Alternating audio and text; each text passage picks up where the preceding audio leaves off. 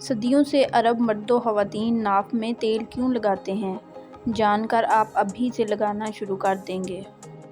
ناف کسی بھی انسان کے جسم کا سب سے اہم اعضاء بھی ہے، مگر صرف اسے ہی سب سے زیادہ نظر انداز کیا جاتا ہے۔ ہم اپنے دیگر جسمانی اعضاء کا تو خیال رکھتے ہیں، مگر اپنی ناف کا خیال نہیں رکھتے، اور یہی وجہ ہے کہ ہم میں سے اکثر لوگ کئی بیماریوں کا شکار ہو جاتے ہیں۔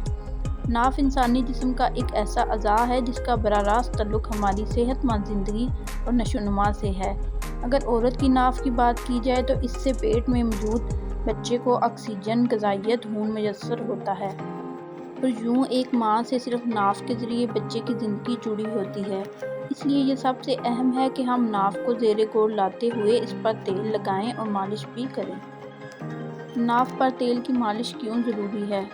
جس طرح ہمارے جسم کے باقی اعضاء پر ہم تیل لگاتے ہیں اور مالش کرتے ہیں، بالوں کی نشوونما، جلد کی بہتری اور جسمانی درد سے نجات کے لیے، اسی طرح ناف پر تیل لگا کر اور مالش کر کے ہم اپنے جسم کے کئی مسائل کو حل کر سکتے ہیں۔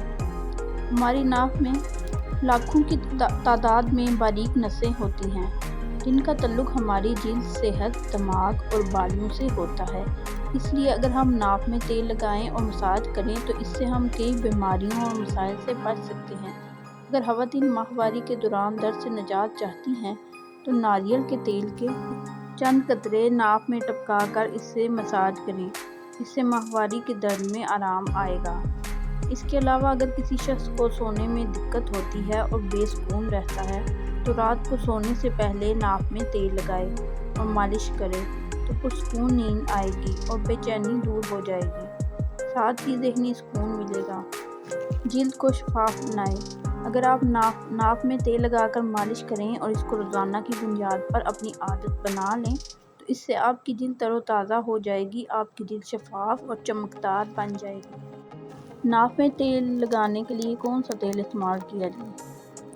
ناف میں سرسوں کا تیل، ناریل کا تیل، گلاب کی پتیوں کا تیل، نیم کا تیل، بادام کا تیل، ٹی ٹری آئل اور لیمن اسینشل آئل استعمال کیا جا سکتا ہے۔